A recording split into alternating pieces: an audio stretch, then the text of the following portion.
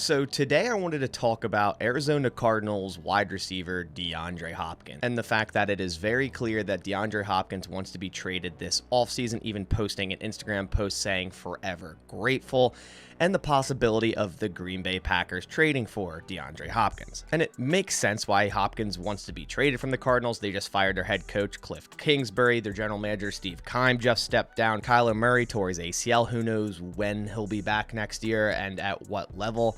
The team has just been severely underperforming the past couple of years. Hopkins has been there, and honestly, they're probably ready to go through a rebuilding phase. And Hopkins will be turning 31 in June and definitely does not want to be part of a rebuilding football team. Now, he is under contract with the Arizona Cardinals through 2024, but that definitely doesn't mean he can't be traded, which I think he 100% will be traded. Then it's just a matter of fact of what team will he be traded to. Obviously, he's going to want to go play with a premier quarterback and a chance at the playoffs. Now, obviously, that has to entail that Aaron Rodgers does indeed come back for the 2023 season, because obviously DeAndre Hopkins isn't going to go from one rebuilding team to another rebuilding team in the Green Bay Packers. If they were to move on to Jordan Love this offseason, who knows what that could look like. A 31-year-old wide receiver, a proven wide receiver at that, isn't going to go into that situation. And if Rodgers does indeed come back, I think it would actually be a good idea to go out and get him a true number one target, something he didn't have this year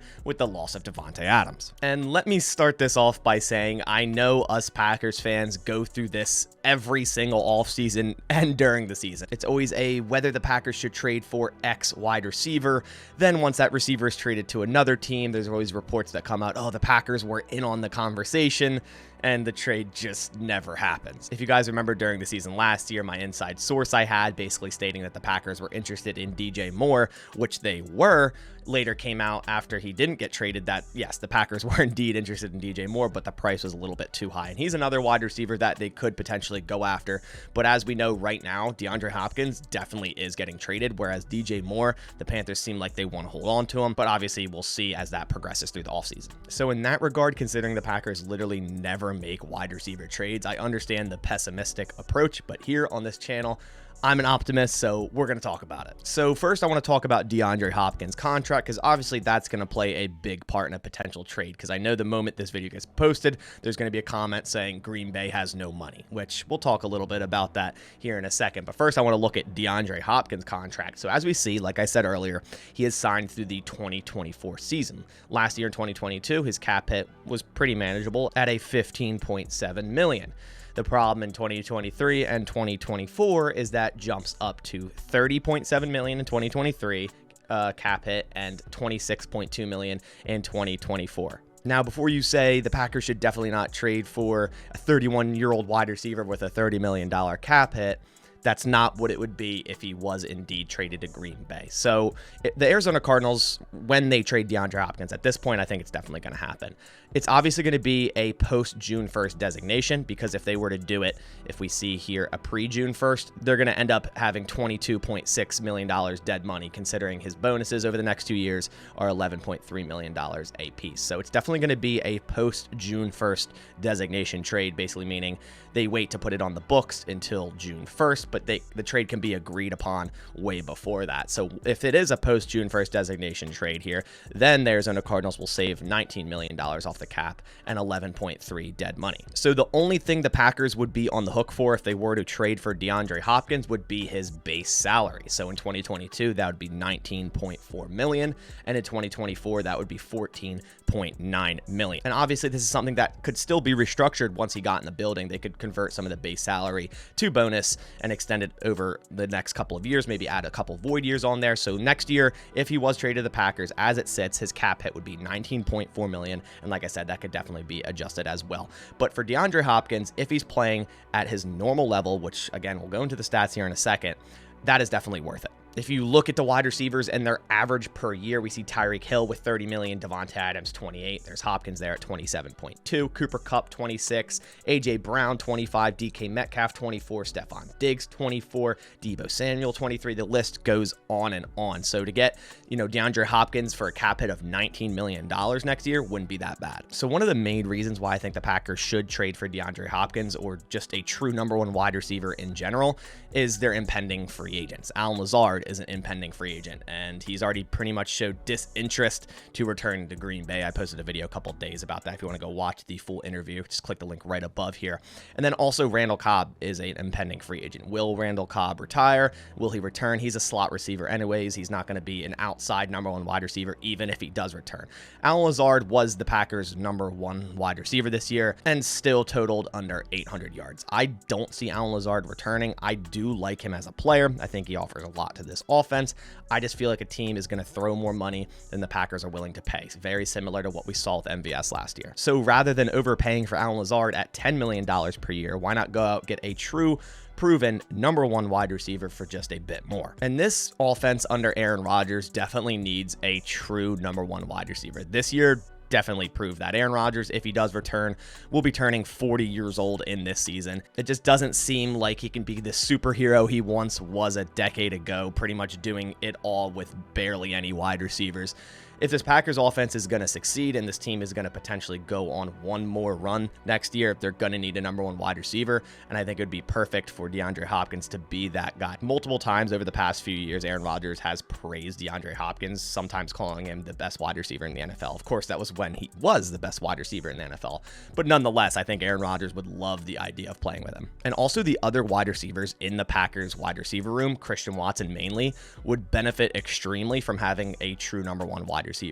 I want to know what it would have looked like if Davante Adams was still on the team this year, because that would open up so much more for Christian Watson, because towards the end of the year, Christian Watson was basically seeing number one defense. Like, he was the number one wide receiver. They were putting safety help over the top because he could definitely beat you deep. So if you have a true number one wide receiver, which Allen Lazard wasn't threatening a defense in that way, where they're going, okay, we need to have double coverage, we need to put bracket coverage over him. Whereas that would be something they would have to talk about if DeAndre Hopkins was lining up on the other side of the field, or Davante Adams, someone of that nature. So if that was the case, this would really help Christian Watson going forward. Now, I do think Christian Watson eventually will be just that true number one guy, but he's entering his second season. He's still in his low 20s, and he's definitely going to keep improving. His route running and hands got better as the year progressed. Everything in general, he looks like a complete star, and I think he will be one of the better receivers in future years. But I think going into next year, his second year, possibly the last year of Aaron Rodgers, you get him some help in terms of a true number one wide receiver, and in general, that would just help out the offense. Then you can really just create a nice trio of wide receivers on this Packers team: DeAndre Hopkins, Christian Watson, and Romeo Doubs. So one of the things that's a little bit of a concern for DeAndre Hopkins, that we now talked about a lot of the positives, was his last 2 years. He underperformed severely, and his durability was definitely a question. In 2021, he only played in 10 games, 572 yards, and 8 touchdowns. They get a lot of touchdowns that year, but in 2022, only played in 9 total games, had 717 yards and 3 touchdowns. But if we go back to 2020, when Hopkins was 28 years old, he played in all 16 games, 1,407 yards and 6 touchdowns. And an interesting note about 2020, the passing game coordinator on the Arizona Cardinals in 2020 was none other than Tom Clements, who is the quarterback coach on the Packers right now. So as we're talking about durability, I just quickly want to go over the injuries Hopkins has sustained since 2021. We see here in September a chest rib sprain/pull. Then in October of that same year, a thigh hamstring sprain/pull. Then in December of the same year, a knee MCL tear grade 3. Then this year in December, he had a knee strain grade 1. So 2021 really was an injury-riddled year for him. But as for 2022, as we see here, only that minor injury in December, where he missed week 17 and 18, where the Cardinals were already eliminated from playoff contention. Now, you might be wondering, well, how did he only play 9 games? Obviously, if we remember, DeAndre Hopkins was suspended for the first 6. So really, outside of 2021, he's actually been a very durable wide receiver, as we see in all other years, playing 15 or 16 out of the total 16 games. So I don't think it's like a Julio Jones situation where the dude just can't stay healthy. He had one injury-riddled year, which is in 2021, as I said, and in 2022, obviously the suspension, and then the late season injury where they're going to shut him down anyways because they have no chance at the playoffs. The crazy thing is, Allen Lazard played in 6 more games than DeAndre Hopkins this year and only had about 70 more yards than Hopkins. And that's not to mention Hopkins played with multiple quarterbacks and really just a bad year by the Cardinals. So I do think he definitely has a lot left in the tank, and if put in the right situation, Tom Clements at quarterback coach, Aaron Rodgers at quarterback, a solid offense with a good running game with Aaron Jones, AJ Dillon, a very explosive number 2 wide receiver in Christian Watson, a solid offensive line that the Packers have, he could definitely put up a big year. Now you're probably wondering, well, what would it cost to trade for DeAndre Hopkins? Given the fact that he'll be turning 31 years old this June, I honestly don't think it would be that much. Now, this is definitely an outlier, but Amari Cooper was traded for 2 fifth-round picks. So to say I don't think DeAndre Hopkins, given his contract as well, because a team is taking on all of his base salary for the next 2 years. So that also is factored into a potential trade. I really don't see it being more than a mid-round pick. Back in 2020, he was traded for a second-round pick and David Johnson from the Arizona Cardinals, but that was after back-to-back 1,000-yard seasons. So right now, I do think DeAndre Hopkins could be traded for something right around like a 3rd or 4th rounder, maybe add a late pick in there as well, or a pick swap or something like that, maybe something conditional as well. And as we know, the Green Bay Packers just are not good in the 3rd round to begin with. So honestly, they should just get rid of that pick, and getting DeAndre Hopkins back for it would be awesome. So I wanted to end this video for all the people that are going to say, oh, the Packers have no money. This cannot happen.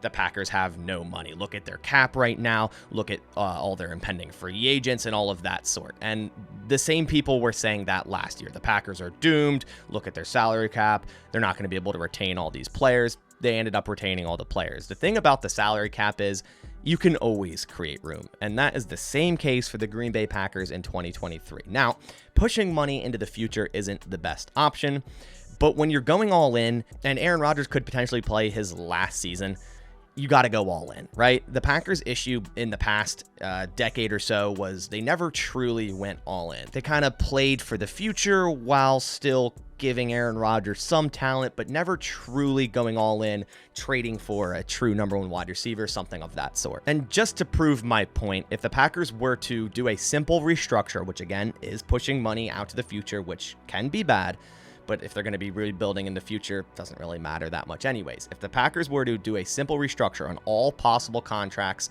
on the Packers salary cap for 2023, then they would end up with $30 million in cap space, which would end up pushing $48 million out. If they were to do a max restructure on all possible contracts, which isn't going to happen, but this is just the possibility, they would then have $52.3 million in cap space. That would be pushing out $69.6 million.